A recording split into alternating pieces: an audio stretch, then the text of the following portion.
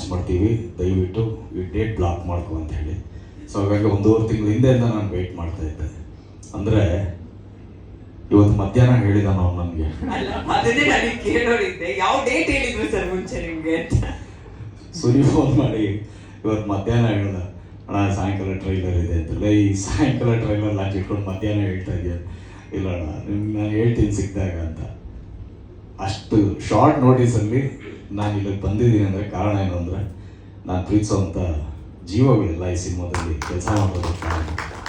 ಅದರಲ್ಲಿ ನನ್ನ ಗೆಳೆಯ ಶರಣ್, ಸುನಿ ಮತ್ತು ಮಲ್ಲಿಕಾರ್ಜುನ್ ಅವ್ರನ್ನ ನಾನು ಮೀಟ್ ಮಾಡ್ತಾ ಇರೋದು ಬಹುಶಃ ಇಷ್ಟ ಥರದಲ್ಲಿ ಇವತ್ತೇ ಫಸ್ಟ್ ಅನಿಸುತ್ತೆ. ಕಾರಣ ಏನಂದರೆ ಈ ಮೂವರು ಸಹ ಸಿನಿಮಾಗೋಸ್ಕರ ಮನೆ ಮಠಗಳನ್ನ ಮಾರ್ಕೊಂಡಿರೋರು, ಆ ಸಿನಿಮಾನ ನದಿನಲ್ಲಿ ತೇಲಿ ಮುಳುಗಿರೋರು. ನಾನು ಯಾವಾಗಲೂ ನನಗೆ ಅನ್ನಿಸ್ತಾ ಇರುತ್ತೆ, ಸಿನಿಮಾ ಅನ್ನೋದು ಒಂದು ನದಿ ಥರ, ತಾಯಿಯವಳು